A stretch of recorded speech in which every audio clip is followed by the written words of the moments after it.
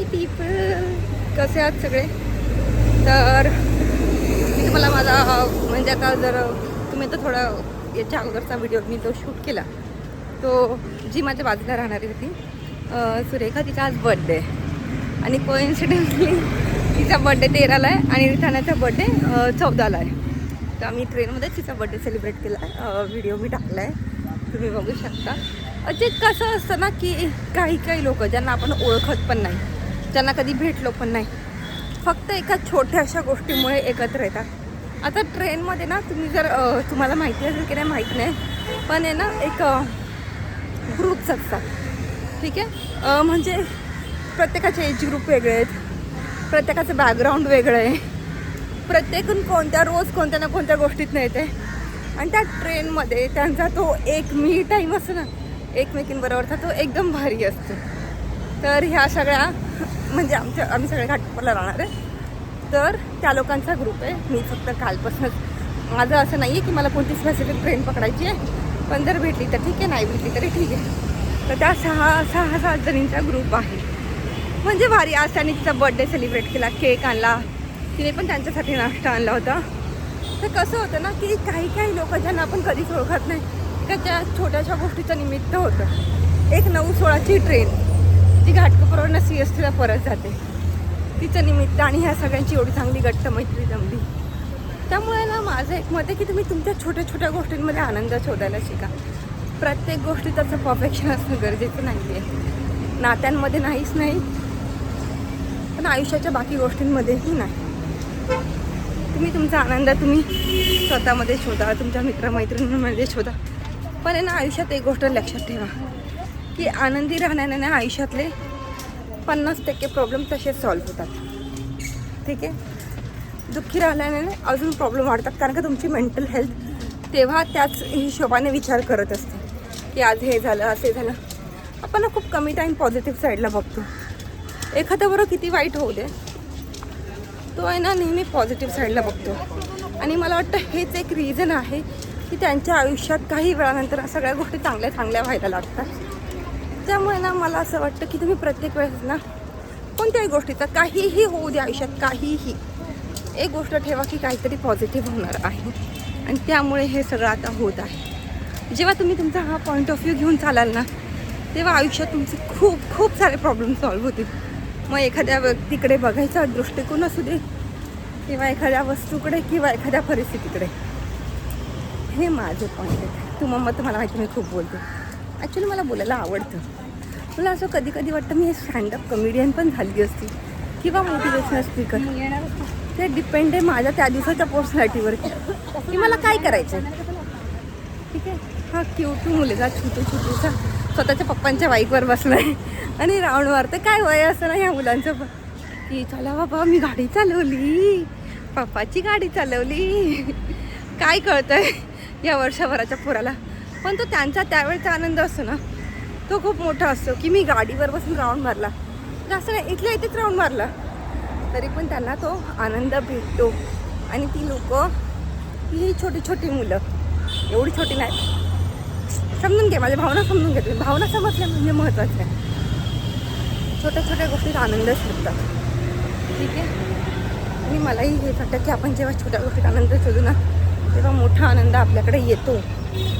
And माहीत नाही, जे लोक मला ओळखतात त्यांना माहिती असेल, आय थिंक गेल्या 4-5 वर्षापासून माझं व्हॉट्सअपवरती ना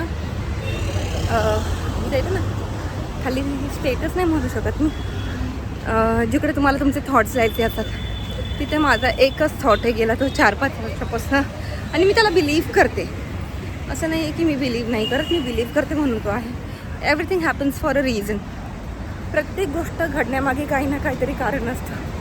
मग तो तुमचा जॉब सुटू दे, तुमचं घर, काही असू दे. जेव्हा तुमच्याकडून एवढीशी गोष्ट जाते ना, तो तुम्हाला एवढी मोठी गोष्ट देतो. लक्षात ठेवा. आणि देवावरती विश्वास ठेवा. तुम्ही कोणालाही माना. मी पर्सनली माझे ठरलेलं आहे, माझे ठरलेत.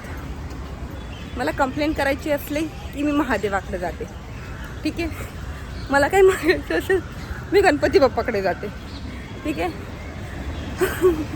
मला कधी खूप जास्तच इमोशनल वाटलं तर मी कृष्णाची आठवण काढते. आणि अगदीच आयुष्यात काय कळत नसेल तर मी स्वामींचं नाव घेते.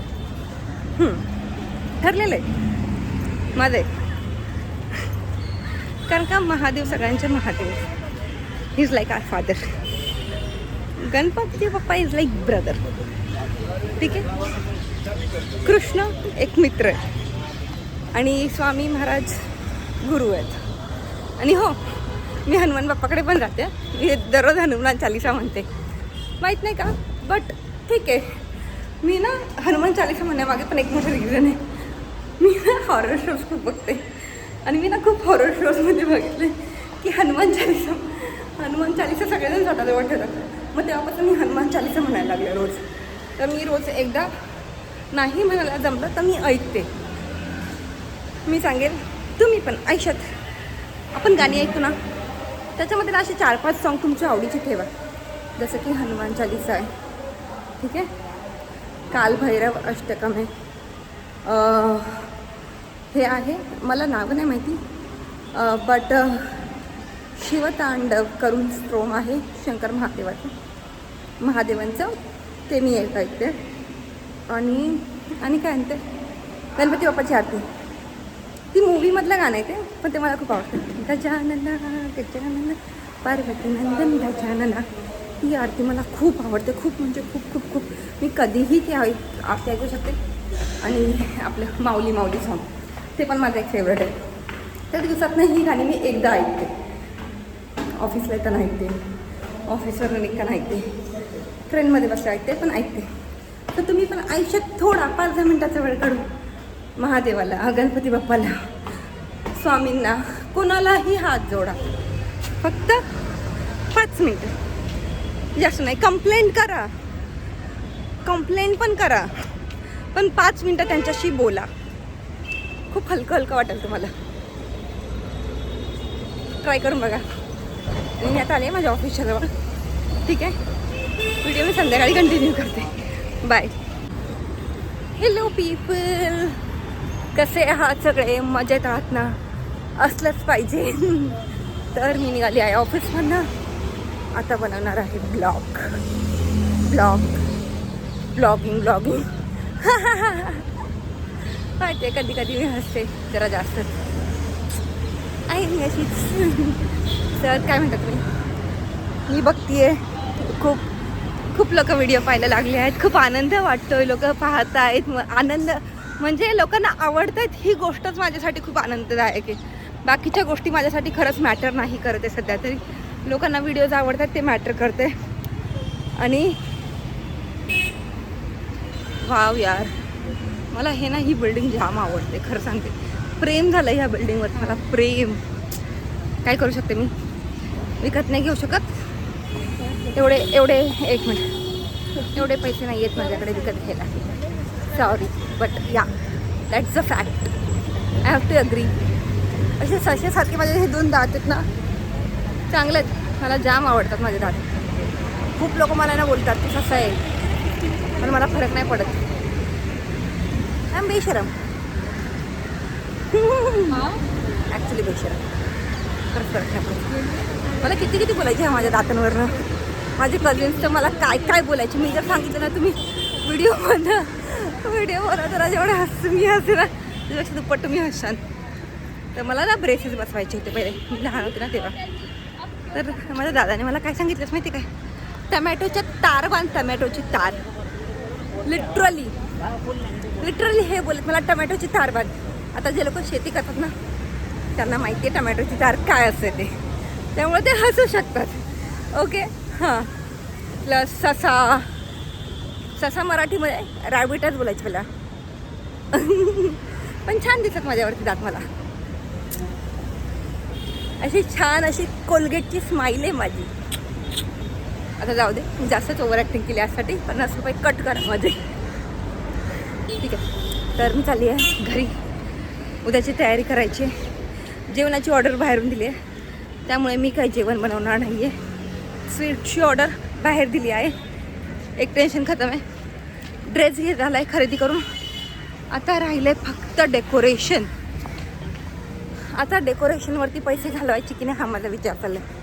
कारण का ते फुगे घेणार, ते फोडणार, मला वाटत नाही असं अशाचा काही उपयोग आहे. सो मग त्याला साधंच काहीतरी करायचं. डिपेंड्स माझा मूड कसा आहे त्याच्यावरती. आणि घर एकतर लहान पडतं, घर जास्त मोठं नाही आहे, घर लहान पडतं, त्यामुळे त्याच्यामध्ये करायचं की नाही हा मोठा प्रश्न असतो. आणि प्लस सगळं डेकोरेशन प्लास्टिकचं असतं, त्यामुळे त्याने वातावरण पण खराब होतं. म्हणून मी जरा द्विधा मनस्थितीमध्ये आहे, करू की नको करू. ठीक आहे, to be or not to be. झालं. जाम वैताग आला मला चालायचा. लय पाय दुखतात, खरंच खूप पाय दुखतात. आणि माहीत नाही मी की शिवाय अनप्रिटेक्टेबल. मला आता तर खाऊन खाऊन मी तर माहीत होणार आहे. भूक लागली मला माहिती आहे. पण जाऊ दे आता, मी रायटिंग करायचा विचार केला आहे. पण मला असं वाटतं का, म्हणजे असं का वाटतं मी घाटकोपर स्टेशनला जाऊन दहीपुरी खाणार आहे असं मला असं आतमधून इच्छा होती आहे. म्हणजे मला कालच दहीपुरी खायची होती. काल मम्मी स्टेशनला आली होती रिथाण्याला घेऊन. आम्ही ड्रेस बदली करणार होतो कारण का तिच्या साईजचा भेटत नव्हता. म्हणजे साईजचा मी एक साईज मोठी घेतली तिला, पण ना तो स्कर्ट जो घेतला होता ना तो छोटा होत होता. मग आता जो पहिला घेतला होता तोच ठेवला आहे. सेम डिझाईन आहे, साईजमध्ये डिफरन्स आहे फक्त. पहिला 22चा घेतला, पहिला 24चा घेतला होता. काल 22चा बघितला, मग परत 24चाच ठेवला, नाही चेंज केला. मग असं चाललं आहे की आता मी तो टेलरकडे देणार आहे. टेलर थोडे साईडला स्टिचेस मारून देईन, मग तो तिला बरोबर फिटिंगला होईल. ठीक आहे, त्या हिशोबाने ड्रेस करणार आहे तिच्यासाठी मी. आणि स्कर्ट पण छान आहे आणि कलर तर एवढा सुंदर आहे, एवढा सुंदर कलर आहे, काय सांगू मी. कलर किती छान आहे. मी उद्या व्हिडिओज टाकेन, ब्लॉग खूप मोठा होणार आहे. घाबरले मी, आणि शपथ वरतून पान पडलं. म्हटलं काय, आणि ते राजा कसं उडून आला. घाबरली मी ना. असं अचानक गोष्टी घडल्यावर घाबरते. थोडा माझा असा हार्ट असं जरा जास्त जोरात धडकतं. हवा सुटली आहे मस्तपैकी, फक्त पाऊस नको पडू दे बस. तर मी असे कॉक्रोचला घाबरणारी मुलगी नाही आहे. कॉक्रोच पालबेल मी अशी पळून लावते, नाही घाबरत मी. फक्त अचानक असं कोणी समोर आलं ना, मग हार्टबीट थोडी खालीवर होती बस, बाकी काय होत नाही. मला हार्ट अटॅक एकच माणूस देऊ शकतो, माझा मुलगा. खरंच देऊ शकतो तो. कधी कधी भीती वाटते त्याच्याशी बोलताना, असं हृदयावरती हात ठेवावं लागतं माझ्या. बाहेर तर नाही येणार. म्हणजे त्याचं लॉजिक तुम्ही विचारच करू शकत नाही. एवढं मोठं आहे, विचारच नाही करू शकत. काल त्याने फाईट केली होती एका मोठ्या माणसाबरोबर. त्याने त्याला एवढं धुतलं की त्याला रक्त आलं. म्हणजे काय इमॅजिनेशन आहे माझ्या मुलाचं.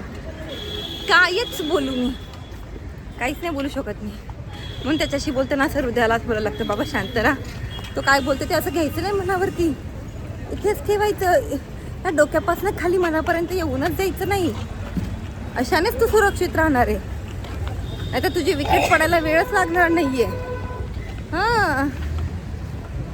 आणि ना मी अजून माझ्या सगळ्या फ्रेंड्सला म्हणते, ज्यांना असं वाटतंय की तुमची ॲक्टिव्हिटी होत नाही, ठीक आहे, त्यांनी माझ्या मुलाला हफ्ताभर घेऊन जा.